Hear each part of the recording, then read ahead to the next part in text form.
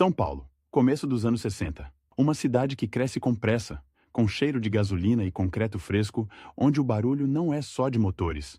É de obra, de ônibus. Lotado, de rádio ligado alto no balcão da padaria. No bairro de Santana, em 21 de março de 1960, nasce Ayrton Senna da Silva, filho de Milton da Silva e Neide Senna. Uma família de classe média alta, organizada, com disciplina doméstica e uma ideia muito clara do que significa fazer direito. O pai, Milton, é homem de oficina e de projeto, daqueles que gostam de medir, ajustar, alinhar. A mãe, Neide, é o eixo silencioso, a presença que segura a casa e observa. E há também a irmã, Viviane, e o irmão, Leonardo. Um núcleo familiar que, sem perceber, vai virar a primeira equipe de um piloto. Ayrton cresce num Brasil que ainda está se descobrindo moderno. A televisão começa a entrar nas salas. O futebol é religião. E o automobilismo é uma mistura de glamour distante e heroísmo perigoso. Interlagos existe, mas não é esse parque temático de hoje. É um autódromo com cara de aventura, com arquibancadas que parecem improvisadas. E um ar de, isso aqui pode dar errado. E dá. A morte ronda o esporte com naturalidade. Ainda assim, há algo hipnótico na ideia de velocidade. Não é só correr, é dominar. Ele é um menino quieto, introspectivo, com uma sensibilidade que não combina com a imagem posterior do guerreiro de capacete amarelo. Tem dificuldades motoras na infância, dizem que era desajeitado em certas tarefas. E isso, em vez de virar desculpa, vira combustível. Porque o que aparece cedo é a necessidade de controle. A necessidade de fazer o corpo obedecer, de fazer o mundo obedecer. E quando o mundo não obedece, ele tenta de novo. E de novo, e de novo. O primeiro volante vem cedo. Não um volante de carro de verdade, mas um volante de kart, que é quase um brinquedo e quase uma arma. No kart, tudo é exposto. O piloto está sentado baixo, com o corpo vibrando junto com o chassi, sentindo cada irregularidade do asfalto, como se fosse um recado direto na coluna. Não há suspensão para esconder erro. Não há potência para mascarar falta de técnica. O kart é cru. E por isso é a escola... É ali que se aprende a frear sem travar, a contornar sem escorregar, a escolher linha como quem escolhe destino. Milton, o pai, não é apenas o homem que paga a conta. Ele entra no jogo, constrói, adapta, melhora. Há uma tradição no automobilismo de pais que viram mecânicos, engenheiros, psicólogos e patrocinadores ao mesmo tempo. No caso de Senna, isso ganha um tom quase artesanal. O pai entende que para o filho não basta andar, precisa ser perfeito. E perfeição, no kart, é detalhe. Alinhamento, pressão de pneu, carburador limpo, corrente ajustada, parafuso apertado no torque certo. O menino aprende que velocidade não é só coragem, é método.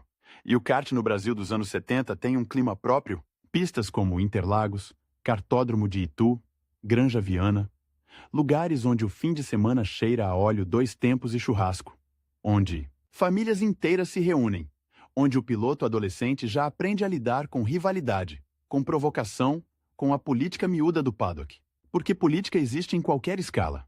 No kart, ela aparece em protesto de motor, em discussão de peso mínimo, em esse cara queimou a largada, em aquele motor não está original.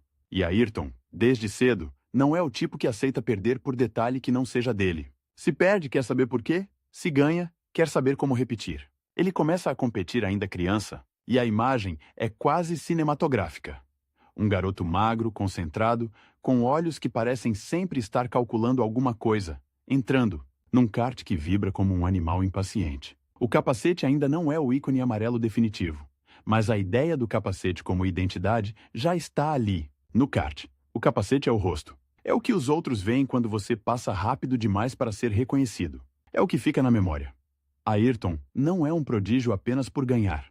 É por como ganha. Há pilotos que vencem porque são agressivos, outros porque têm equipamento, outros porque têm sorte. Ele começa a construir uma reputação diferente, a de alguém que faz a volta certa. A volta limpa, a volta que parece inevitável. E isso, para um adolescente, é perigoso e poderoso, porque cria uma crença. Se eu fizer tudo certo, eu controlo o resultado. Só que corrida não é matemática. Ainda não.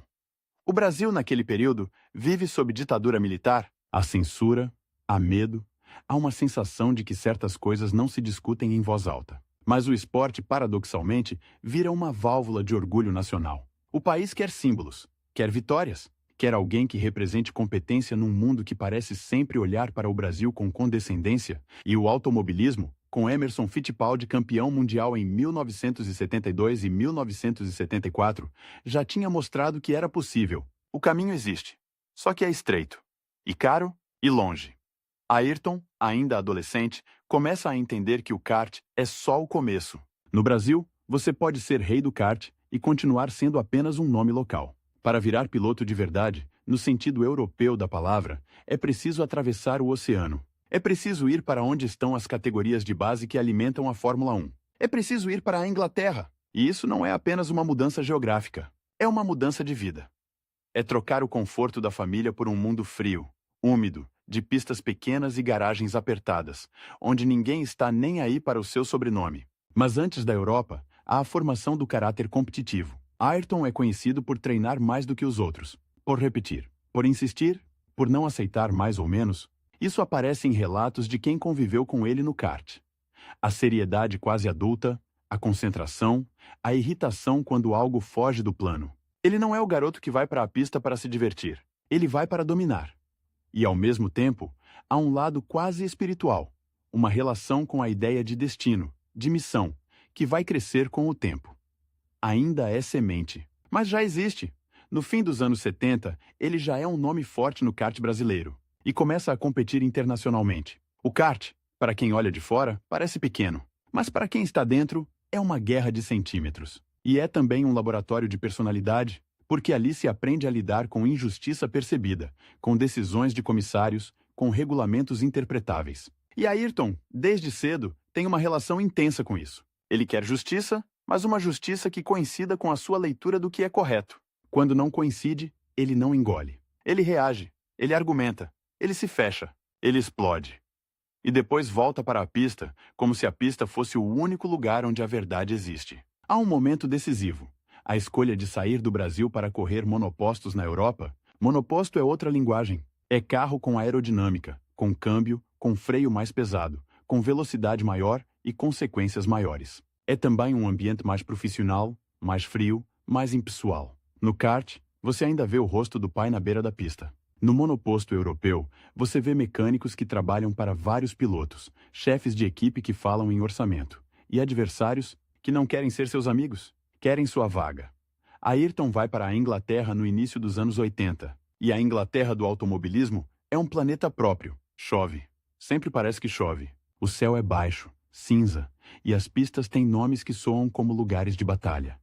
Brands Hatch, Snetterton, Thruxton, Oulton Park. O paddock é feito de caminhões, trailers, chá quente em copo de papel e uma cultura de corrida que trata o risco como rotina. Ali, o piloto brasileiro não é o futuro do país. É só mais um estrangeiro tentando provar que merece estar ali. Ele entra na Fórmula Ford, que é uma categoria de formação clássica. Carros relativamente simples, sem aerodinâmica sofisticada, onde o talento aparece nu. E Ayrton aparece.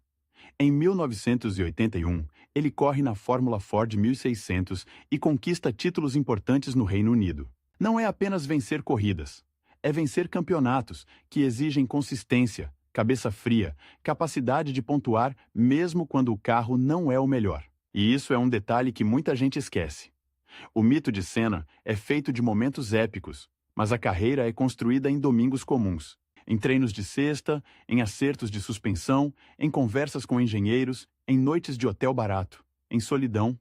A solidão, aliás, é um elemento central. Ayrton é jovem, está longe de casa e carrega uma pressão que não é só dele. Há a expectativa familiar, há o investimento financeiro, há a ideia de que ele não pode falhar. E ele não parece aceitar a possibilidade de falhar. Isso cria uma tensão interna, porque o corpo cansa, a mente cansa. E ele continua. Ele treina, ele estuda a pista, ele conversa com mecânicos, ele quer entender por que o carro sai de frente numa curva e como corrigir com ajuste de cambagem, com barra estabilizadora, com pressão de pneu. Ele quer saber o que o outro piloto está fazendo diferente. Ele quer transformar sensação em dado, e dado em vantagem. Em 1982, ele sobe para a Fórmula Ford 2000 e novamente se destaca, conquistando títulos e consolidando a reputação de promessa séria. A Fórmula Ford 2000 já é um passo mais próximo do mundo de verdade, com mais potência e mais competição. E Ayrton, em vez de se perder, se encontra. Ele tem uma capacidade rara de adaptar o estilo ao carro. Não é só agressividade, é leitura, é precisão, é aquela coisa que para quem assiste parece simples. Ele entra na curva e o carro obedece. Só que isso não é simples, isso é trabalho. E há também a questão do nome. No Brasil, ele é Ayrton Senna da Silva. Na Europa, da Silva é um sobrenome comum demais, quase invisível. Ele decide correr como Ayrton Senna. Não é vaidade, é identidade, é marca. É uma forma de ser reconhecido num ambiente que não vai fazer esforço para lembrar de você. Senna soa diferente, fica na cabeça e com o tempo vira sinônimo. A relação com o Brasil, mesmo à distância, não se rompe. Pelo contrário, ela se intensifica, porque o brasileiro fora do Brasil vira mais brasileiro. Ele sente falta da língua, da comida, do calor, da família, e isso cria uma espécie de dualidade.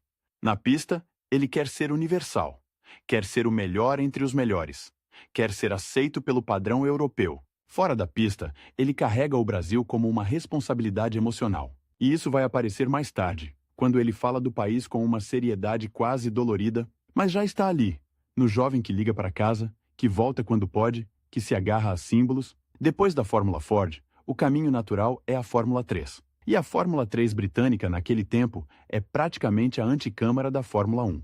É onde os olheiros olham, onde os chefes de equipe prestam atenção, onde se decide quem é material de F1 e quem vai virar piloto de turismo, de endurance, ou simplesmente desaparecer. Ayrton entra na Fórmula 3 em 1983, correndo pela equipe West Surrey Racing, e ali acontece algo que define sua aura.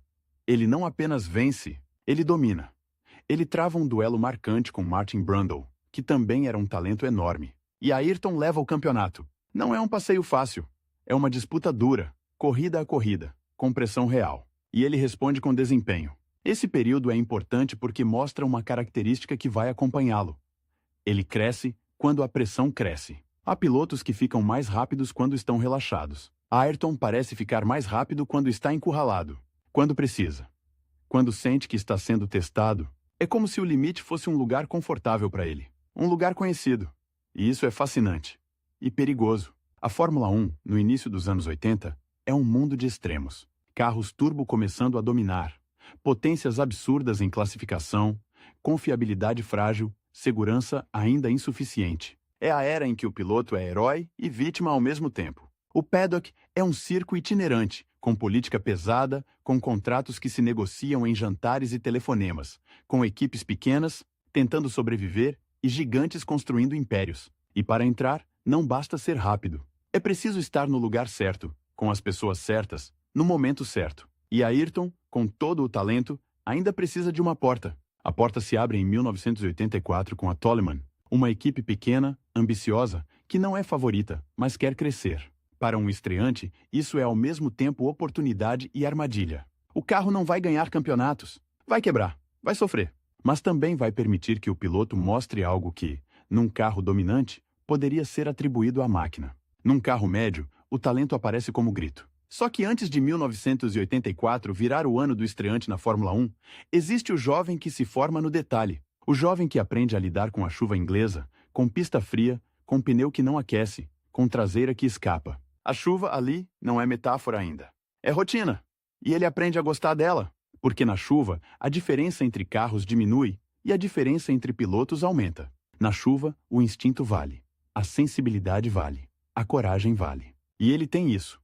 Há também a construção de uma disciplina quase ascética. Ayrton não é o piloto boêmio, não é o cara da noite. Ele cuida do corpo, treina, corre, pedala, trabalha reflexo, trabalha resistência. A Fórmula 1 está entrando numa era em que o preparo físico vira arma. E ele entende isso cedo. Ele quer estar pronto para suportar forças G, calor, desidratação, concentração por 2 horas. E ainda tomar decisões em frações de segundo. Ele quer que o corpo seja ferramenta, não obstáculo. E, ao mesmo tempo, há uma intensidade emocional que não combina com a imagem do atleta frio. Ayrton sente muito. Ele se cobra. Ele se irrita. Ele se fecha. Ele tem momentos de doçura e momentos de dureza. Ele pode ser gentil com um mecânico e, minutos depois, ser implacável numa discussão sobre acerto. Ele quer harmonia, mas não aceita concessão. E isso, em equipe, é complicado. Porque corrida é esporte coletivo disfarçado de individual. O piloto é a ponta da lança, mas a lança tem cabo, tem mão, tem braço. E ele exige que tudo funcione como extensão da sua vontade. A família acompanha como pode. Há apoio, há preocupação. Porque mandar um filho para correr em carros cada vez mais rápidos é aceitar um risco que não se controla. E, ironicamente, é isso que Ayrton tenta fazer. Controlar o incontrolável. Ele quer reduzir o acaso a quase nada. Quer que a vitória seja consequência lógica. Quer que o erro seja impossível. Só que o automobilismo é feito de falhas. Uma peça que quebra, um pneu que fura, um toque, uma bandeira, uma decisão de comissário. E o jovem Senna, ainda antes de virar o mito, já está se preparando para brigar com tudo isso. No Brasil, o nome começa a circular com mais força. A imprensa esportiva acompanha os brasileiros que tentam a Europa. Há orgulho, há expectativa. E há também comparação. Emerson Fittipaldi já abriu a porta. Nelson Piquet está no auge. Bicampeão mundial em 1981 e 1983. Um piloto de talento enorme e personalidade cortante, o Brasil tem dois modelos de campeão. O Emerson mais diplomático, o Piquet mais ácido, mais político, mais provocador. Ayrton não é nenhum dos dois. Ele é outra coisa. Mais sério, mais intenso, mais religioso na relação com a pilotagem. E isso vai criar tanto admiração quanto estranhamento. Ayrton também vive um episódio pessoal que mostra como ele é. Ele se casa jovem, com Lilian de Vasconcelos Souza, em 1981. Um casamento que dura pouco, encerrado em 1982. Não é fofoca, é sintoma. A vida que ele escolhe não combina com uma rotina comum. Ele não parece feito para dividir foco. A corrida ocupa tudo. E quando algo ocupa tudo, o resto vira ruído. Ele segue em frente, mais fechado, mais dedicado, como se tivesse confirmado para si mesmo que o caminho é solitário. E então, quando a Fórmula 1 se aproxima, ele já não é apenas um piloto rápido. Ele é um projeto de piloto. Um homem jovem com uma ideia fixa. Ser o melhor. Não um dos melhores. O melhor, e isso muda a forma como ele se comporta. Ele não entra em categorias para aprender devagar. Ele entra para vencer. E quando vence, não comemora como quem está satisfeito. Comemora como quem está aliviado. Porque para ele vencer é obrigação. E obrigação não dá paz. Dá cobrança. A São Paulo de onde ele saiu continua lá. Barulhenta, desigual, vibrante. E ele carrega essa cidade dentro dele, mesmo quando está numa pista inglesa cercada de campos verdes e céu cinza. Carrega também um senso de Brasil que não é folclórico. É quase uma ferida. Ele sabe que, para muitos brasileiros, ele vai virar símbolo. E símbolo é pesado. Símbolo não pode falhar. Símbolo não pode ser comum. E ele não quer ser comum. No kart e nas fórmulas de base, ele aprende uma lição que vai se repetir. A linha ideal não é um desenho no asfalto. É uma decisão moral. Parece exagero, mas para ele a pilotagem tem pureza. Existe o jeito certo de fazer. Existe o jeito limpo. Existe o jeito perfeito. E quando alguém vence de um jeito que ele considera errado, isso o incomoda profundamente. Porque não é só perder. É ver o mundo premiar o que ele não respeita. E isso vai alimentar conflitos futuros, mas por enquanto é apenas uma chama interna, um incômodo que o faz trabalhar mais. Ayrton Senna chega à Fórmula 1 em 1984 já com essa bagagem.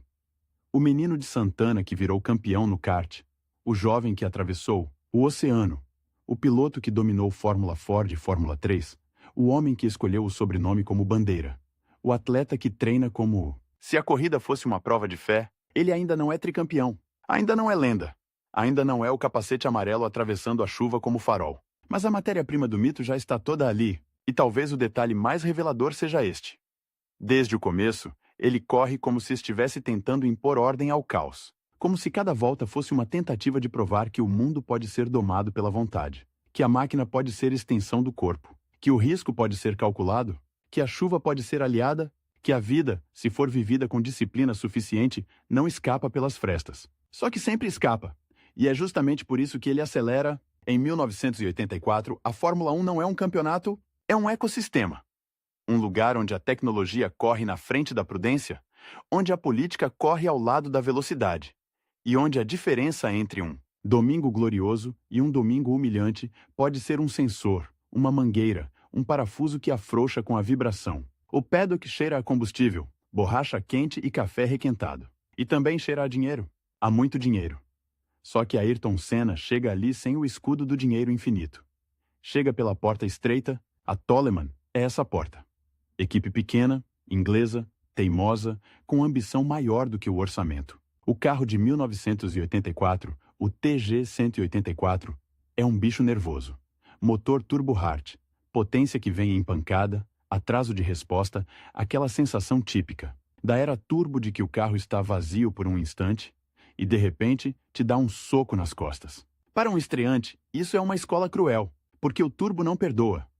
Você entra na curva com o acelerador errado, o turbo enche no momento errado e a traseira tenta te ultrapassar. E, ao mesmo tempo, é uma chance.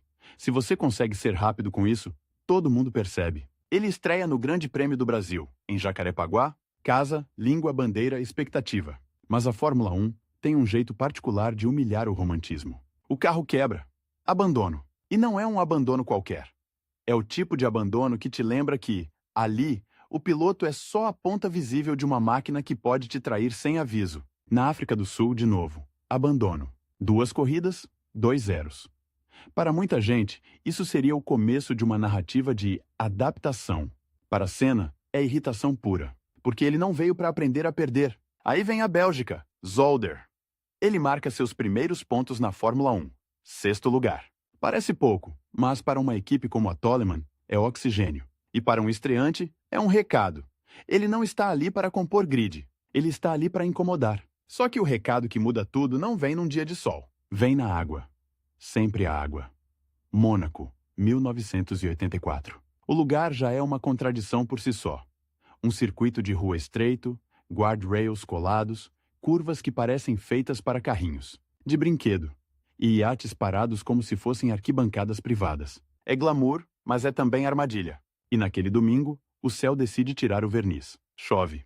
Chove de verdade. A pista vira um espelho sujo, com poças que aparecem onde ontem era asfalto perfeito. A visibilidade some atrás do spray. E o que era um circuito técnico vira um teste de nervo. Na frente, Alain Prost, na McLaren, tenta administrar. Atrás, Nigel Mansell, na Lotus, se perde. E Ayrton Senna, com uma Toleman que não deveria estar ali, começa a fazer algo que parece impossível. Ele caça. Volta após volta, ele reduz a diferença como se a chuva fosse um idioma que só ele fala com fluência. Não é só coragem, é leitura. É sentir onde o pneu ainda encontra aderência, onde a tinta branca é traiçoeira, onde a água escorre e forma uma lâmina fina. É frear um pouco antes, mas soltar o freio de um jeito que o carro assente. É acelerar sem provocar o turbo cedo demais. É guiar com os dedos, não com os braços. A imagem é forte. O capacete amarelo, ainda não o ícone absoluto, mas já reconhecível, surgindo e sumindo na névoa de água, como um farol nervoso. E ele chega. Chega em Prost. A diferença cai para segundos. E aí a corrida é interrompida com bandeira vermelha. Oficialmente por segurança, na prática, a decisão vira polêmica instantânea, porque no momento da interrupção, Prost liderava, e pelas regras, a classificação volta para a volta anterior. Prost vence. Senna fica em segundo lugar. Num carro pequeno, em Mônaco, na chuva. Para o mundo, é o nascimento de uma estrela. Para Senna, é quase uma frustração, porque ele sentiu que podia ganhar, e quando ele sente isso, o quase vira uma coisa amarga. A Fórmula 1 é cheia de mitos, e Mônaco 84 vira um dos maiores, mas o detalhe que importa é o que acontece depois, no paddock, nos olhares. Chefes de equipe que antes não sabiam pronunciar Senna começam a repetir o nome como quem testa um sabor novo. Engenheiros começam a perguntar: o que esse garoto faz na chuva? Pilotos veteranos começam a perceber que há alguém ali que não tem medo de reputação. E reputação, na Fórmula 1, é uma moeda. Só que a moeda não paga as contas da Toleman. A equipe vive de briga em briga, com fornecedores, com patrocinadores, com a própria sobrevivência. E Senna, que quer controle, está preso a um ambiente onde o controle é precário. Ele quer um carro confiável, quer uma estrutura que responda, quer uma equipe que trabalhe com a mesma obsessão que ele, e a Toleman, por mais esforçada que seja, não consegue entregar isso sempre. Ainda assim, 1984 vai se tornando um cartão de visitas. Ele pontua de novo, mostra velocidade em classificação, mostra agressividade em ultrapassagens. E mostra uma característica que vai virar assinatura. Ele não aceita o carro. Ele exige, ele reclama, ele pressiona. Ele quer que o carro seja a extensão do corpo. E quando não é, ele sofre. E faz os outros sofrerem junto. No meio desse ano, começa a novela que revela outro lado de Senna. O lado contratual, político, impaciente. Ele assina com a Lotus para 1985. Só que existe um detalhe. Ele ainda tem contrato com a Toleman. E a Fórmula 1 não é um lugar onde contratos são papel neutro. Contrato é arma. A Toleman tenta segurá-lo. A disputa. Atenção! Há a sensação de que o piloto, mesmo jovem, já está disposto a forçar portas. Porque ele não quer esperar. Esperar para ele é perder tempo de vida. Ele consegue sair. E vai para a Lotus. Lotus, em 1985, é um nome que carrega a história como um fantasma elegante. É a equipe de Colin Chapman, o homem que mudou a Fórmula 1 com ideias geniais e perigosas. Chapman já morreu, mas a aura ficou. Inovação, risco, velocidade. Só que a Lotus dos anos 80 não é mais a Lotus invencível. É uma equipe grande sim, mas vivendo entre lampejos e limitações. Ainda assim, para a Senna, é um salto. Melhor estrutura, mais visibilidade, mais chance de vencer. O carro é o Lotus 97T, com motor Renault Turbo. Potente, muito potente. E como todo turbo da época, temperamental. A potência em classificação é absurda, mas a corrida é um teste de sobrevivência mecânica. E Senna, que gosta de extrair o máximo, entra num casamento complicado. Ele quer o limite. O motor às vezes não aguenta o limite. Mas logo no começo do ano, ele mostra que a Lotus não contratou apenas um piloto rápido. Contratou um fenômeno de sábado. Em 1985, ele conquista suas primeiras poles na Fórmula 1. Pole position é um tipo de poder. É dizer, numa volta, eu sou o mais rápido do mundo. E Senna começa a dizer isso com frequência. E então vem Estoril. Grande Prêmio de Portugal, 1985. Chuva de novo. Não uma garoa simpática. Chuva que transforma a pista em um campo minado. A água levanta em cortina. Os carros parecem barcos. E Senna, na pole, larga e simplesmente desaparece. Ele não vence por detalhe. Ele vence por massacre. Abre vantagem, controla, não comete erros. Atrás dele, pilotos experientes rodam, batem, erram ponto de frenagem, perdem o carro na aquaplanagem. Ele fica. Ele segue. Ele vence. Primeira vitória na Fórmula 1. E é como se o mundo recebesse uma confirmação. Mônaco não foi acaso. A chuva não é sorte. A chuva é território. Só que com a vitória, vem também a expectativa de que ele vai amadurecer, no sentido tradicional. Ficar mais diplomático, mais leve, mais político. E Senna não vai por esse caminho. Ele amadurece de outro jeito. Fica mais exigente, mais duro. Mais convicto de que a pilotagem tem uma espécie de pureza que precisa ser defendida. A temporada de 1985 tem altos e baixos. A Lotus dá a ele mais chances de brilhar, mas também entrega frustrações mecânicas, quebras, problemas de confiabilidade. E isso, para Senna, é quase uma ofensa pessoal, porque ele treina o corpo, treina a mente, faz a volta perfeita e um componente decide que não. A máquina, essa entidade que ele tenta domar, lembra que tem vontade própria. Em 1986, a Fórmula 1 Turbo entra numa fase ainda mais insana. Potências de classificação que beiram o inacreditável, motores que, com pressão máxima, viram bombas controladas. A aerodinâmica começa a ficar mais sofisticada, mas a segurança ainda corre atrás. E Senna, na Lotus, continua sendo um dos homens mais rápidos do grid em uma volta. Ele faz poles, faz corridas brilhantes, mas o campeonato escapa porque a Lotus não tem a consistência de uma Williams ou de uma McLaren. E é aqui que a história ganha uma camada brasileira, quase doméstica, mas com impacto real. O confronto com Nelson Piquet. Piquet é o brasileiro já estabelecido, tricampeão em construção, irônico, político, mestre em jogos mentais. Senna é o brasileiro que chega com seriedade quase religiosa, com discurso de trabalho, de disciplina, de missão. Eles não são apenas dois pilotos do mesmo país, são dois modelos de mundo. E isso cria atrito. Piquet provoca, Senna se incomoda. Senna não é bom em fingir que não se incomoda. Ele guarda, ele responde na pista. E fora dela, começa a entender que a Fórmula 1 não é só tempo de volta. É narrativa. É poder. É quem fala com quem. É quem tem acesso a qual motor. É quem consegue um contrato melhor. É quem influencia decisões. Em 1987, Senna continua na Lotus, agora com motor Honda. Isso é importante. Honda, naquele momento, é o futuro. Um fabricante japonês que entra com seriedade, com engenharia, com recursos e que está construindo um motor turbo forte e confiável. A Williams, com Honda, domina 1987 com Piquet e Mansell. Senna, na Lotus Honda, tem um pacote melhor do que antes, mas ainda não é o melhor. Mesmo assim, ele vence 2 corridas naquele ano. Mônaco e Detroit. Duas pistas de rua. Duas pistas onde a precisão e a coragem valem mais do que a potência pura. E isso não é coincidência. Senna é um cirurgião em lugares estreitos. Mas 1987 também é o ano em que fica claro. Se ele quer ser campeão, precisa de uma equipe que seja campeã. E a equipe campeã que está se formando é a McLaren Honda. A negociação para 1988 é um jogo de xadrez. A McLaren quer o melhor conjunto: motor Honda, chassi eficiente e pilotos capazes de transformar isso em títulos. Ron Dennis, chefe da McLaren, é um homem de controle, de organização quase militar. Senna é um homem de controle, mas de outro tipo. Controle emocional, controle de pilotagem, controle do próprio destino. Eles se entendem e se estranham ao mesmo tempo. Mas o casamento acontece. Só que antes de chegar à McLaren, há um último detalhe que mostra como Senna já era visto. Ele não é apenas rápido. Ele é difícil. Difícil porque exige. Difícil porque não aceita meio termo. Difícil porque, quando sente que algo é injusto, ele não engole. E equipes grandes paradoxalmente gostam disso e temem isso. Porque um piloto assim pode elevar o nível ou incendiar o ambiente. Ele assina com a McLaren para 1988. E isso muda o eixo da carreira. Mas, ao mesmo tempo, coloca Senna diante do maior teste psicológico possível.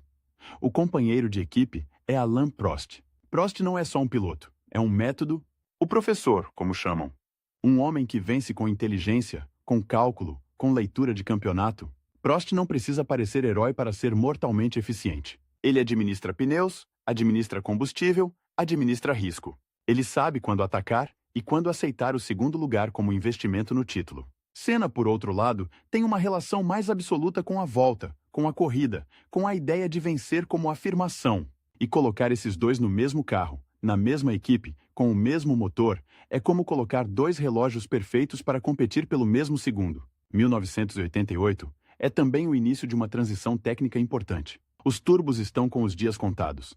A FIA já decidiu que eles vão acabar em 1989. Em 1988 ainda existem, mas com restrições, limite de pressão, limite de combustível. Isso muda a pilotagem.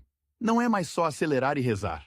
É acelerar e calcular. E Senna, que muitos imaginam como puro instinto, mostra que também é cérebro. Ele aprende a administrar. Aprende a lidar com consumo. Aprende a pensar em corrida longa, mas sem perder a agressividade. A McLaren MP44 de 1988 é um dos carros mais dominantes da história. Baixo, eficiente, com aerodinâmica refinada, motor Honda forte e confiável. Um carro que parece colado no chão. E com esse carro, Senna e Prost fazem uma temporada quase absurda. 15 vitórias em 16 corridas para a McLaren. Um domínio que, em vez de simplificar, complica. Porque quando o carro é muito melhor, a guerra vira interna. E a guerra interna é a mais íntima, a mais venenosa. Você não pode culpar o equipamento. Você não pode culpar o azar. Você só pode culpar o outro, ou a si mesmo. E Senna, nesse ambiente, começa a construir o Senna absoluto. O homem que, em classificação, parece tocar um lugar que os outros não alcançam. Ele faz poles em sequência, ele tira décimos onde não existem, ele freia mais tarde, acelera mais cedo, coloca o carro em linhas que parecem impossíveis. E isso tem um preço psicológico, porque para fazer isso, ele precisa estar num estado mental específico, hiperconcentrado, quase isolado do mundo. Ele fala, em entrevistas, sobre uma sensação de transcendência ao pilotar no limite. E isso não é só poesia. É um relato de alguém que vive a pilotagem como experiência total, onde o corpo e a máquina viram uma coisa só, mas a convivência com Prost vai azedando. Não de uma vez, aos poucos, em detalhes, em reuniões técnicas, em percepções de favorecimento, em interpretações de acordos, em pequenas frases na imprensa. Prost é político. Senna é moralista. Prost joga o jogo. Senna quer que o jogo seja justo segundo uma régua interna que ele carrega. E quando essa régua não é respeitada, ele sente traição. Há episódios que viram símbolos. Em Portugal, 1988, Senna fecha Prost na reta, quase jogando o companheiro no muro. É um movimento agressivo, perigoso, e Prost fica furioso. Não é só uma disputa por posição, é uma mensagem. Eu não vou ceder. E, dentro da McLaren, isso cria uma tensão que Ron Dennis tenta administrar com regras, com acordos, com diplomacia. Mas regras, na Fórmula 1, são frágeis quando a ambição é absoluta. Senna vence o campeonato de 1988. Seu primeiro título mundial, Ele vence com 8 vitórias contra 7 de Prost, beneficiado também pelo sistema de descarte de resultados da época, que contava apenas os melhores resultados do piloto. Prost, com mais pontos totais, perde pelo regulamento. E isso adiciona mais uma camada de ressentimento. Prost sente que foi o melhor do ano. Senna sente que foi o mais decisivo. E o mundo começa a escolher lados. Só que mesmo campeão, Senna não parece em paz. Ele não celebra como quem chegou. Ele celebra como quem confirmou uma obrigação. E logo depois, já está inquieto, porque 1989 chega com mudanças. Turbos banidos, motores aspirados de 3,5 litros. Nova era. Novas margens. Novas incertezas. E Senna, que quer controle, entra num período em que o esporte muda de pele. A McLaren continua forte, agora com motor Honda aspirado. Prost e Senna continuam juntos, mas a relação já está rachada. E a rachadura aparece em coisas pequenas. Quem recebe qual atualização primeiro? Como a equipe comunica decisões? Como cada um interpreta o espírito de igualdade? Senna começa a desconfiar. Prost começa a se proteger. E quando dois pilotos desse nível começam a correr não só contra o grid, mas contra o próprio ambiente, a pista vira tribunal. Em 1989, Senna vence corridas, faz poles, mas também comete erros raros, como em Mônaco, quando bate sozinho liderando com folga. Um erro que parece impossível para alguém tão preciso, e justamente por isso é revelador. A pressão interna, a necessidade de ser perfeito, às vezes empurra além do limite do razoável. O carro não perdoa, o muro não perdoa, e a mente, quando está tensa, também não perdoa. E então, ao longo desses anos de ascensão, uma coisa fica clara. Senna não está apenas ficando mais rápido. Ele está ficando mais intenso, mais convicto, mais disposto a transformar cada disputa em afirmação de identidade. Ele quer vencer, sim, mas quer vencer do jeito certo. E quando o jeito certo não garante a vitória, ele começa a flertar com o jeito necessário. A chuva continua aparecendo como cenário e como prova. Em corridas molhadas, ele parece ter uma vantagem quase sobrenatural. Não porque seja mágico, mas porque ele trabalha a sensibilidade como ferramenta. Ele sente o carro escorregar antes de escorregar. Ele corrige com milímetros de volante, ele usa o acelerador como pincel. E isso cria uma reputação que cresce sozinha, alimentada por imagens. O capacete amarelo atravessando a cortina d'água, o carro estável, onde os outros dançam, a volta rápida que parece desafiar a física. Mas fora da chuva, ele também aprende a ser político. Não no sentido de sorrir e agradar. No sentido de entender que decisões de comissários, interpretações de regulamento, relações com a FIA, tudo isso pode decidir campeonatos. Ele começa a falar mais, a se posicionar, a construir uma narrativa pública de justiça e mérito. E isso é perigoso, porque a Fórmula 1 não gosta de quem tenta impor moral ao seu jogo de poder. Ela tolera. Às vezes pune, às vezes recompensa, mas nunca esquece. Quando Senna chega ao fim de 1989, ele já não é apenas o garoto que brilhou na chuva de Mônaco. Ele é um campeão mundial, um poleman obsessivo, um piloto que vive no limite e exige que o mundo se ajuste ao seu limite. E, ao mesmo tempo, ele carrega um desgaste invisível. A necessidade de estar sempre no máximo, sempre em estado de alerta, sempre pronto para provar de novo. Porque na Fórmula 1, nada fica provado por muito tempo. A cada domingo, o cronômetro apaga o passado. E o passado, para Senna, nunca foi lugar de descanso. Foi só mais uma volta já feita, que não serve para a próxima curva. O Japão, no fim de temporada, tem um ar de acerto de contas. Suzuka não é só um circuito. É um lugar onde a Fórmula 1 parece mais séria, mais concentrada, como se o próprio asfalto exigisse respeito. As arquibancadas cheias, bandeiras, o vento frio de outono, aquela luz limpa que deixa tudo mais nítido, inclusive as tensões. E em 1989, a tensão não está escondida em entrelinhas. Ela está estampada no box da McLaren, nos olhares que não se sustentam por muito tempo, nas entrevistas em que cada frase parece ter sido revisada por um advogado e por um ressentimento. Ayrton Senna e Alain Prost chegam a Suzuka como dois homens que já não dividem uma equipe. Dividem um campo minado. A McLaren ainda é forte, ainda é referência, mas a relação interna virou um ruído constante. E o campeonato, naquele ano, está pendurado num fio que não é só de pontos, é de legitimidade. Quem é o verdadeiro melhor? O que vale mais? A velocidade crua, a pole, a volta perfeita, o ataque. Ou a soma fria de resultados, a leitura de campeonato, o cálculo. Senna faz a pole. de novo, como se fosse um reflexo, mas a pole em Suzuka tem uma particularidade. O lado limpo da pista, com mais borracha, costuma ser o lado ideal, e naquele ano, a pole position fica do lado sujo. Senna reclama. Reclama com insistência. Quer a pole do lado certo, quer o que considera justo, a direção de prova não muda. E isso para ele não é um detalhe técnico. É um símbolo. Um sinal de que o sistema não está do seu lado. A largada acontece e Prost sai melhor. Senna patina, perde tração, fica atrás. A corrida vira perseguição. E perseguição, para Senna, é um estado natural. Ele se alimenta da caça, da aproximação, do momento em que o carro da frente cresce, no para-brisa, e o mundo se reduz a um ponto de frenagem. Volta após volta, ele encurta a distância. A Honda ronca, o carro vibra, o ar passa como lâmina por cima do capacete. A McLaren é rápida, mas Suzuka não dá nada de graça.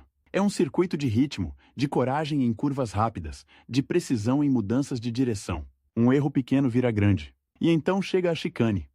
Aquele trecho final, apertado, onde a velocidade morre e a corrida vira braço de ferro. Senna tenta por dentro. Prost fecha. Os dois se tocam. Não é um toque leve. É um choque que parece inevitável quando dois egos ocupam o mesmo centímetro de pista. Os carros param.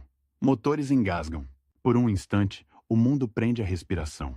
Prost desliga. Sai do carro. Para ele, acabou. Senna fica.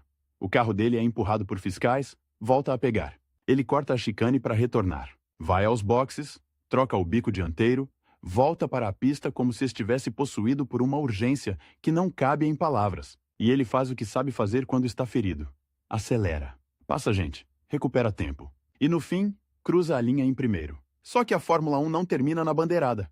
Ela termina na sala dos comissários. E ali, em 1989, a corrida muda de dono. Senna é desclassificado por ter retornado à pista de forma considerada irregular, por ter cortado a chicane e por ter recebido auxílio para religar o carro. A vitória vai embora. O título vai embora. Prost é campeão. O paddock vira tribunal público. Senna explode. Não explode como um piloto irritado com uma punição qualquer. Explode como alguém que sente que sua ideia de justiça foi violada. Ele acusa a FIA, acusa o presidente Jean-Marie Balestre, fala em manipulação, em política. E ao fazer isso, ele não está apenas defendendo um resultado, está desenhando uma linha. De um lado, ele, o piloto que se vê como guardião de uma pureza da competição. Do outro, um sistema que decide, interpreta, pune e que, na visão dele, escolhe vencedores. Essa ruptura tem um efeito imediato e um efeito lento. O imediato é o título perdido e a raiva que vira combustível. O lento é mais perigoso. Senna passa a correr não só contra Prost, não só contra o cronômetro, mas contra a sensação de que existe uma mão invisível mexendo no tabuleiro. E quando um piloto desse nível começa a acreditar que o jogo é viciado, ele muda a forma de jogar. Ele começa a aceitar coisas que antes rejeitava. Porque se o mundo não é justo, então a justiça vira uma arma, não uma regra. 1990 começa com a rivalidade já transformada em guerra aberta. Prost sai da McLaren e vai para a Ferrari. Isso, por si só, é cinema. O professor vestindo vermelho, indo para a equipe mais mítica, mais política, mais italiana, mais teatral. A Ferrari é paixão e pressão, é imprensa em cima, é Maranello como religião. Prost chega como esperança de título, Senna fica na McLaren Honda como o homem que quer retomar o que considera seu. E a temporada de 1990 é uma temporada de atrito constante. Não é só Senna e Prost, é Senna e o mundo. É Senna e a FIA. É Senna e a ideia de que ele precisa vencer não apenas por pontos, mas por afirmação. Ele continua fazendo poles, continua sendo o homem de sábado, mas agora cada domingo tem uma camada extra de tensão. E Suzuka de novo aparece como palco final, só que agora o detalhe da pole volta como fantasma. Senna faz a pole em Suzuka 1990, e de novo a pole fica do lado sujo. E de novo ele pede para mudar. E de novo não mudam. E para ele, isso não é coincidência. É provocação, é repetição. É o sistema dizendo, você não manda. A largada. O semáforo apaga. Senna não hesita. Ele mergulha na primeira curva como se a decisão já estivesse tomada antes mesmo de o carro se mover. Prost, do lado limpo, larga melhor. E os dois chegam juntos. Muito juntos. E então, acontece o que vira uma das imagens mais controversas da história do esporte. Os carros se tocam na primeira curva, em alta velocidade, e saem reto para a área de escape. Duas máquinas, dois campeões, dois destinos parando na brita. Duplo abandono. E com isso, o título vai para Senna. A discussão é imediata e eterna. Foi acidente de corrida? Foi vingança? Foi cálculo? Senna, mais tarde, admite que não iria ceder, que depois de 1989, ele não aceitaria ser roubado de novo. E essa admissão é um golpe na imagem do herói puro, porque ela revela um Senna que aceita o limite moral como ferramenta. Um Senna que, para recuperar o controle, escolhe um ato que tira o controle de todos, inclusive dele. E é aí que a figura dele fica mais complexa, mais humana e mais inquietante. Porque ele não é um vilão de desenho animado. Ele não é um santo. Ele é um homem que acredita tanto em uma ideia de justiça que, quando essa justiça parece impossível, ele se permite impor a própria justiça com as mãos no volante. E isso é perigoso. Não só para os outros. Para ele mesmo, o tricampeonato ainda não veio. Mas o bicampeonato, em 1990, consolida Senna como o centro gravitacional da Fórmula 1. Ele é o piloto que define o clima do paddock. Quando ele está bem, todo mundo sente. Quando ele está irritado, o ar pesa. Ele tem uma presença que não é só carisma, é intensidade. E essa intensidade se manifesta em tudo. No jeito como ele fala com engenheiros, no jeito como ele descreve o carro, no jeito como ele exige mudanças de acerto, no jeito como ele transforma detalhes em obsessões. A McLaren, com Ron Dennis, é uma equipe que gosta de ordem. E Senna é um homem que precisa de ordem. Mas a ordem dele é interna, quase espiritual. Ele treina como um atleta completo. Corre, pedala, faz musculação, trabalha reflexos, dorme cedo, come de forma regrada e, ao mesmo tempo, carrega uma dimensão mística que desconcerta quem espera apenas um piloto técnico. Ele fala de Deus, de destino, de sentir algo maior quando está no limite. Não como marketing, como convicção. E isso se mistura com a tecnologia de uma era em que a Fórmula 1 está virando laboratório ambulante. No começo dos anos 90, os carros começam a incorporar eletrônica de forma mais agressiva. Suspensão ativa, controle de tração, câmbio semiautomático, telemetria mais sofisticada. O piloto ainda é essencial, mas a máquina começa a decidir coisas que antes eram decididas pelo pé e pela mão. E Senna, que ama a sensação pura de controlar o carro, vive uma ambivalência. Ele quer o melhor equipamento, mas desconfia de qualquer coisa que tire dele a responsabilidade direta. Em 1991, essa tensão entre homem e máquina continua, mas Senna encontra um caminho para dominar.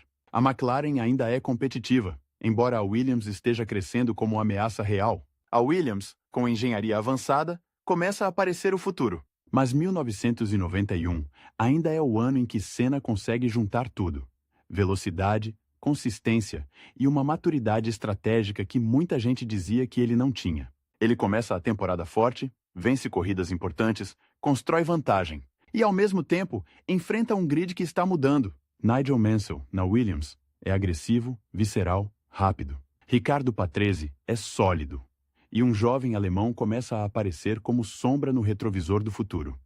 Michael Schumacher, que estreia em 1991 e rapidamente mostra que não veio para ser figurante. A Fórmula 1 está trocando de geração, e Senna sente isso.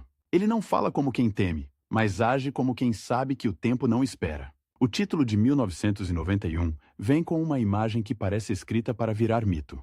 Interlagos, Brasil. A corrida em casa. O lugar onde o barulho da torcida atravessa o capacete, onde cada bandeira verde e amarela parece um peso e um empurrão ao mesmo tempo. Senna lidera, mas o câmbio começa a falhar. Ele fica preso em marchas altas, perde aceleração, o carro vira um animal difícil de domar. E ele continua. Continua com o corpo tenso, com o braço pesado, com a concentração no limite. Vence quase sem forças, exausto, mal conseguindo levantar o troféu. É uma vitória que mostra o lado épico, mas também o lado cruel. Para vencer, ele se esgota. Ele se consome. Tricampeão. 1988, 1990, 1991. 3 títulos que, em números, o colocam no panteão. Mas por dentro, a sensação não é de chegada. É de manutenção. Porque a Fórmula 1, nesse período, é um esporte em que o topo é um lugar instável. Você não é campeão, você está campeão. E no ano seguinte, o mundo muda. 1992 é o ano em que a Williams-Renault vira uma espécie de nave. O FW14B, com suspensão ativa e eletrônica avançada, parece colado ao asfalto de um jeito que a McLaren não consegue igualar. Mansell domina. Senna, pela primeira vez em anos, corre com a sensação de que está lutando contra uma parede tecnológica. Ele ainda faz milagres, porque ele sempre tenta. Mas milagres não ganham campeonatos quando a diferença é estrutural. E é aí que aparece um Senna diferente. Mais político, mais inquieto, mais disposto a mexer peças fora da pista. Ele quer ir para a Williams. Ele sabe que a Williams é o futuro imediato. Mas a Williams tem contratos, tem jogos internos, tem Alain Prost voltando em 1993 com cláusulas que, por muito tempo, impedem a presença de Senna ao lado dele. A Fórmula 1 é assim.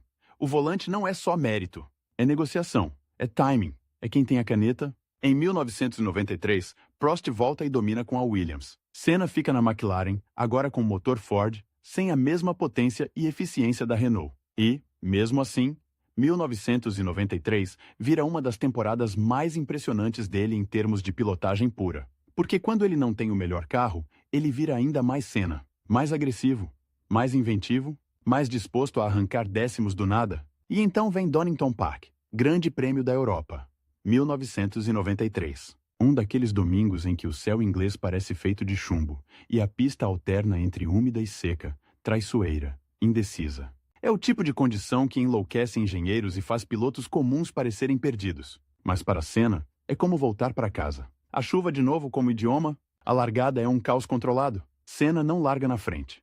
Mas na primeira volta, ele faz algo que parece impossível.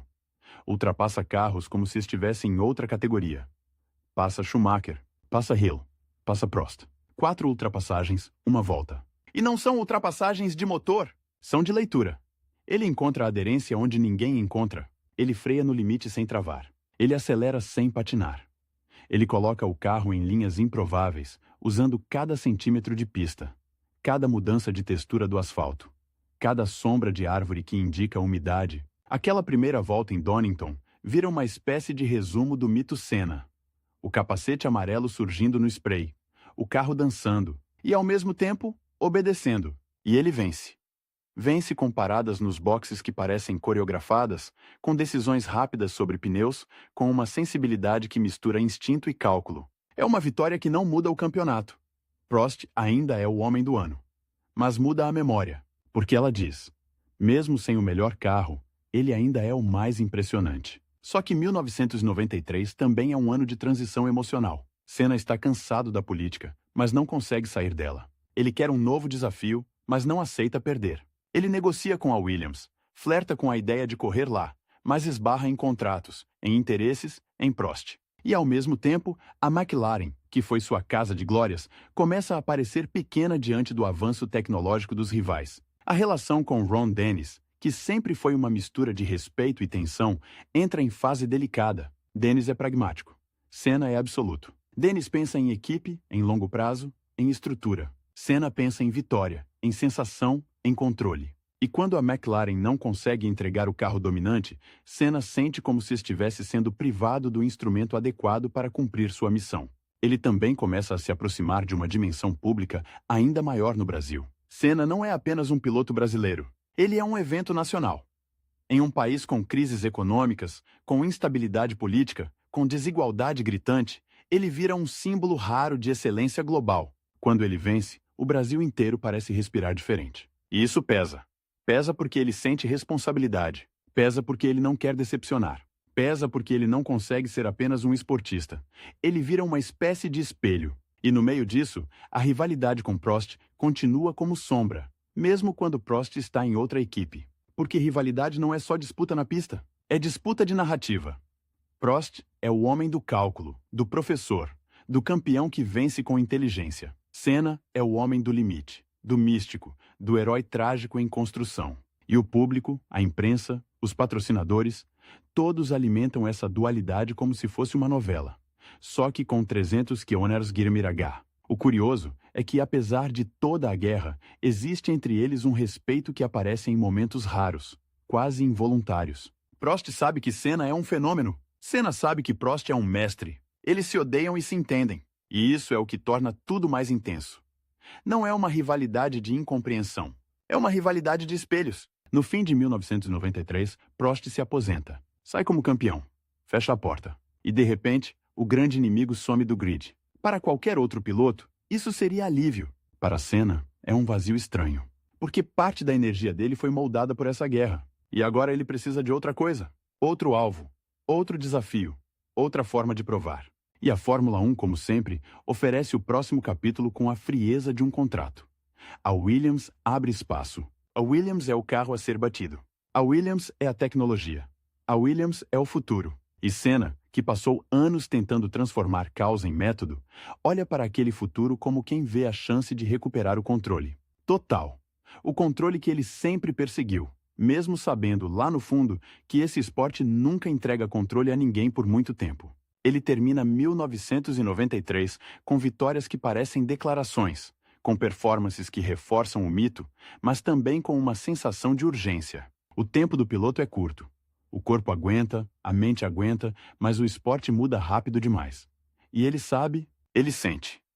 Ele não fala como quem tem medo, mas age como quem não quer desperdiçar um único ano. O capacete amarelo continua sendo farol, mas agora, ao redor dele, a névoa não é só de chuva. É de política, de tecnologia, de transição de era. E, quando a próxima temporada se aproxima, a pergunta que fica no ar do paddock não é se Senna ainda é rápido. Isso ninguém discute. A pergunta é se ele vai conseguir mais uma vez dobrar o mundo à sua vontade. Ou se, desta vez, o mundo vai dobrá-lo primeiro. No fim de 1993, quando as luzes do paddock começam a se apagar e as equipes desmontam seus boxes como quem fecha um circo itinerante, Ayrton Senna não parece um homem em férias. Parece um homem em contagem regressiva. A Fórmula 1 é cruel assim. Ela não te dá tempo para saborear o que você foi ontem. Porque amanhã o carro é outro, o regulamento é outro, o rival é outro. E o que era genial vira obsoleto com a mesma rapidez com que um jogo de pneus perde aderência.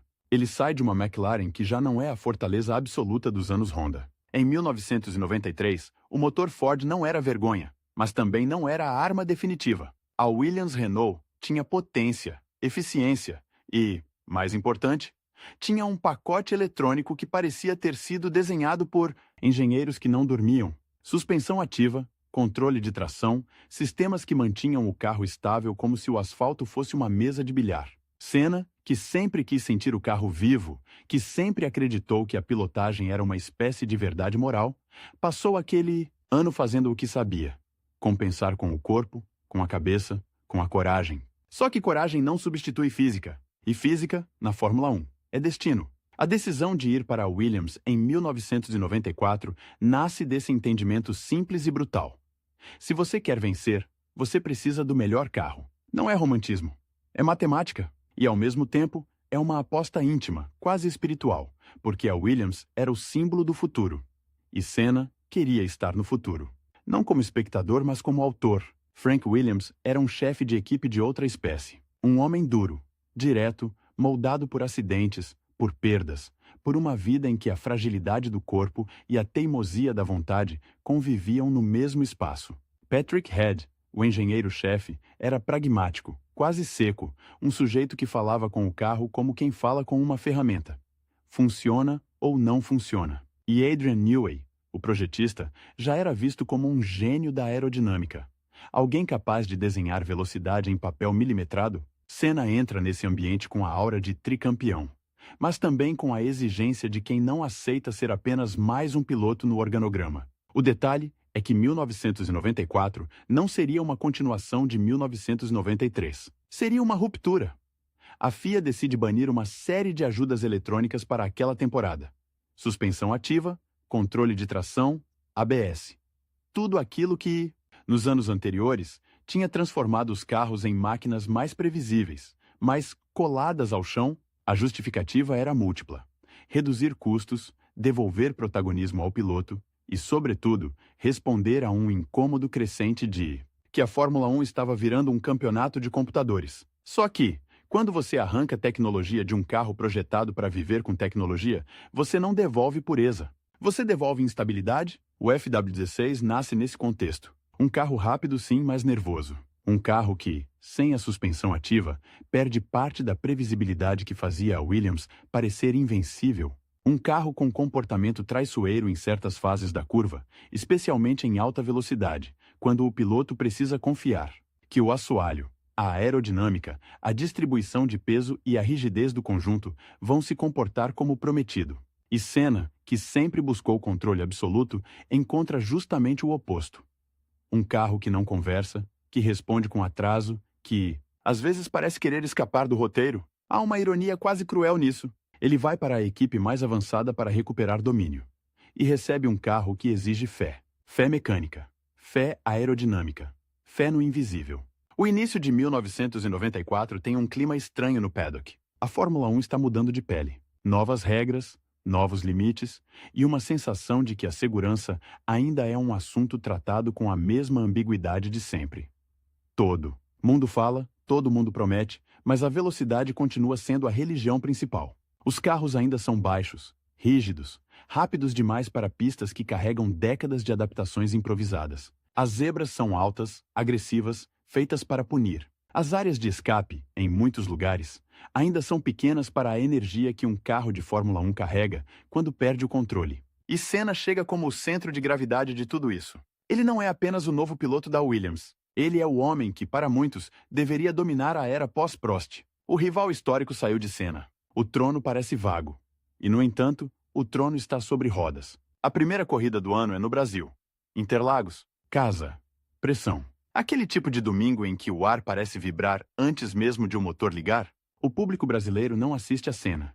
Ele vive cena. A cada volta, a cada aproximação, a cada freada, existe uma expectativa coletiva que atravessa a cidade. E Senna, com o capacete amarelo, vira um ponto de luz no meio desse barulho. Ele faz a pole.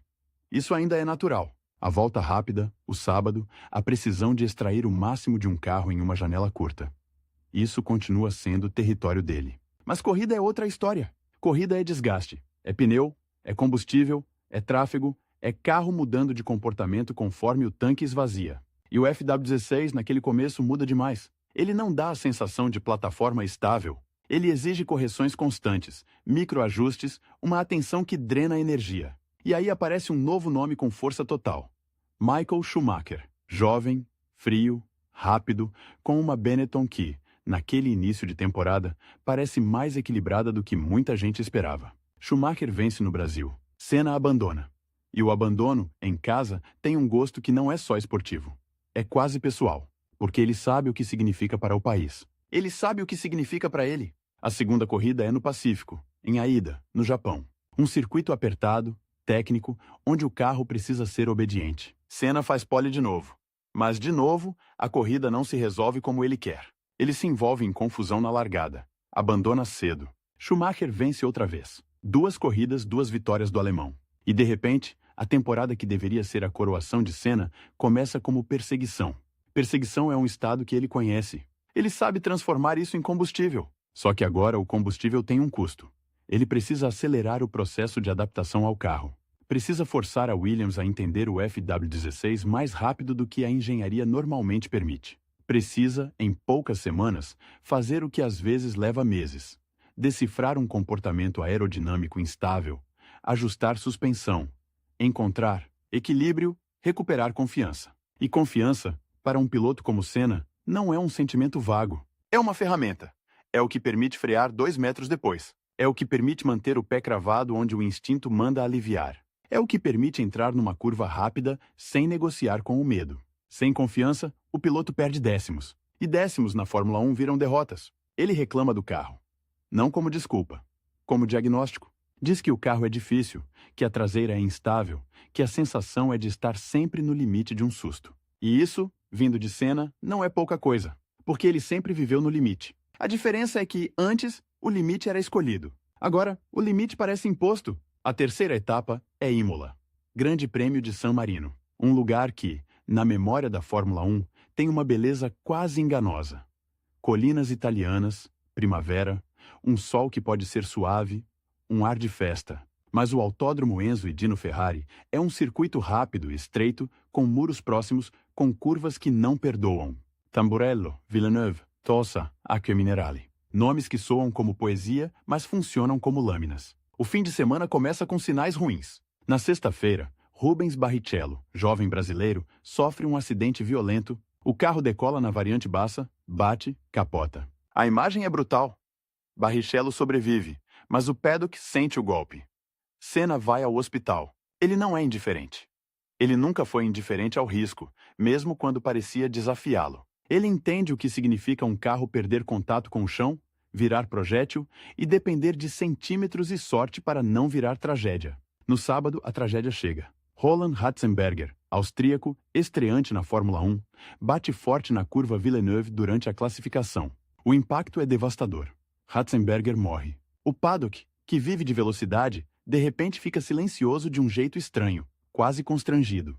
Porque a morte, na Fórmula 1, sempre foi uma presença histórica. Mas nos anos anteriores, ela parecia mais distante, como se a modernidade tivesse empurrado esse fantasma para fora do circuito. E agora o fantasma volta sem pedir licença. Senna fica abalado. Não é teatro, não é pose. Ele sente. Ele carrega aquilo no rosto, no corpo, no jeito de falar. Ele participa de conversas sobre segurança, se aproxima de outros pilotos, discute a necessidade de organização, de voz coletiva. A Associação de Pilotos, a GPDA, voltaria a ganhar força naquele momento, e Senna seria uma figura central nessa retomada. É um paradoxo doloroso. O homem que mais simboliza o limite, naquele fim de semana, também é um dos que mais sente o peso do risco. E mesmo assim, a Fórmula 1 não para. Ela nunca para. O cronograma é uma máquina, a televisão precisa de corrida, os patrocinadores precisam de exposição, as equipes precisam de pontos, e os pilotos, por mais humanos que sejam, colocam o capacete e entram no carro porque é isso que eles fazem. Porque é isso que eles são. No domingo, 1º de maio de 1994, o grid se forma. Senna na pole. De novo, a pole como hábito, como insistência, como prova de que, em uma volta, ele ainda consegue domar o indomável. Atrás dele, Schumacher. A tensão é palpável. Não é só campeonato. É o clima do fim de semana. É a morte de Ratzenberger ainda fresca. É Barrichello ainda com marcas do acidente. É a sensação de que algo está fora do lugar. A largada tem um incidente. Um carro fica parado, a confusão. E entra o safety car. E aqui existe um detalhe técnico que, para quem vive a Fórmula 1 por dentro, é quase um presságio. O safety car daquela época, não. Tinha o ritmo de um carro de corrida. Ele andava relativamente devagar. E carros de Fórmula 1, andando devagar, perdem temperatura de pneus e freios. Pneus frios significam menos aderência. Freios frios significam resposta diferente. E, em um carro já nervoso como o FW16, isso é mais do que inconveniente. É perigoso. Senna, liderando atrás do safety car, faz movimentos para aquecer pneus, acelera e freia, tenta manter temperatura. Mas não é o mesmo. A corrida recomeça. E por algumas voltas, tudo parece voltar ao normal. Senna na frente, Schumacher atrás, a Williams tentando se afirmar, a Benetton esperando o momento. Então vem Tamburello. Tamburello é uma curva de alta velocidade, feita para ser feita com coragem e confiança. Naquele tempo, era uma curva rápida, com pouca área de escape, com muro, um lugar onde, se algo dá errado de verdade. E na 7ª volta, o carro de Senna sai reto. Não é uma rodada lenta, não é um erro pequeno, é uma perda de trajetória em alta velocidade, uma linha que não fecha, um carro que não obedece. Ele vai em direção ao muro, o impacto é violento. O mundo, que até então era barulho de motores, vira um silêncio estranho, interrompido por rádio, por correria, por imagens que ninguém quer ver. A corrida é interrompida. Médicos entram. Helicóptero. Hospital. E algumas horas depois, a notícia que muda tudo. Ayrton Senna está morto. A Fórmula 1, que sempre vendeu a ideia de controle, controle do carro, controle da equipe, controle da tecnologia, naquele dia é desmascarada pela realidade mais simples. A velocidade não negocia. A física não tem compaixão. E o acaso, esse elemento que todo piloto tenta expulsar do cockpit, vence no fim. O Brasil recebe a notícia como se fosse uma perda de família. Não é metáfora. É literal no sentimento coletivo. A televisão repete imagens. As rádios falam com voz quebrada. As ruas param.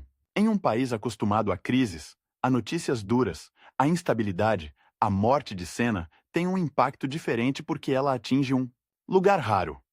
A ideia de que alguém nosso podia ser o melhor do mundo e voltar para casa com isso, sem cinismo, sem distância. O corpo volta ao Brasil. O velório em São Paulo vira uma procissão.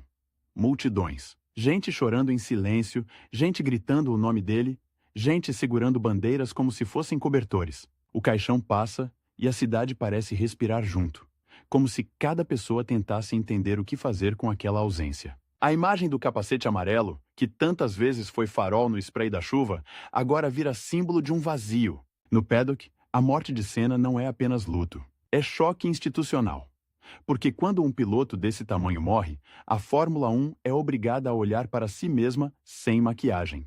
E mudanças começam a acontecer com uma urgência que antes era adiada. Revisões de circuitos, alterações em curvas, melhorias em barreiras, mudanças em procedimentos médicos. A segurança, que sempre foi um tema tratado como custo e concessão, passa a ser tratada como prioridade real, ainda que nunca absoluta. Mas a história de Senna não termina no acidente. Ela se espalha. Ele já era conhecido por ajudar pessoas de forma discreta, por doações, por preocupação com o Brasil, além do esporte. Depois de sua morte, essa dimensão ganha forma institucional com o Instituto Ayrton Senna, criado pela família, especialmente por sua irmã, Viviane Senna, com foco em educação. E isso é um detalhe que muda o tipo de legado. Porque muitos campeões deixam estatísticas, Senna deixa estatísticas e deixa um projeto social que atravessa décadas, que vira parte do que o nome Senna significa para além da Fórmula 1. E ainda assim, o mito não é simples. Ele nunca foi simples. Porque, quando se fala de Ayrton, fala-se do piloto que parecia conversar com a chuva como se ela fosse uma aliada. Fala-se do homem que, em Mônaco, em Donington, em Estoril, transformava pista molhada em palco de superioridade quase humilhante. Fala-se do tricampeão, das 41 vitórias, das poles em série, da capacidade de fazer uma volta rápida como se fosse uma oração. Mas também se fala do homem que bateu com Prost, que forçou limites éticos, que acreditou que a justiça podia ser imposta com o volante, um homem que queria pureza e, ao mesmo tempo, aceitava a dureza do jogo quando achava necessário. Ele era místico e metódico, asceta e explosivo. Um sujeito capaz de falar de Deus com sinceridade e, minutos depois, discutir com a FIA como um advogado em guerra. Um piloto que exigia do carro uma obediência total e, quando não recebia, exigia de si mesmo um sacrifício ainda maior. E esse padrão, exigir, exigir, exigir, é parte do que o fez grande e parte do que o consumiu. A Fórmula 1 seguiu. Schumacher virou dominante. A Williams continuou. A McLaren se reinventou. O esporte, como sempre, encontrou novos heróis, novas rivalidades, novas tecnologias. Mas há algo em Senna que não se dissolve com o tempo. Talvez porque ele encarne uma contradição que a Fórmula 1 nunca resolveu. A ideia de que o piloto pode ser senhor do caos. Ele tentou. Com disciplina, com fé, com obsessão por detalhes, com uma ética própria que às vezes era luminosa e às vezes era perigosa. Ele tentou transformar risco em método. Tentou transformar velocidade em linguagem moral. E por alguns anos, conseguiu de um jeito que parecia impossível. Fez o mundo acreditar que, dentro daquele cockpit apertado, com o corpo preso por cintos, com o motor gritando atrás, com o asfalto passando como filme acelerado, existia um homem capaz de impor ordem ao imprevisível. Até o dia em que o imprevisível cobrou a conta. E talvez seja por isso que, quando se lembra de Ayrton Senna, a imagem que volta não é apenas a do troféu, nem a do pódio, nem a do número na tabela. É a do capacete amarelo surgindo no meio da névoa, na chuva, como se fosse possível enxergar um caminho onde ninguém mais enxerga. Um farol. Rápido demais. Brilhante demais. E por isso mesmo, impossível de durar para sempre.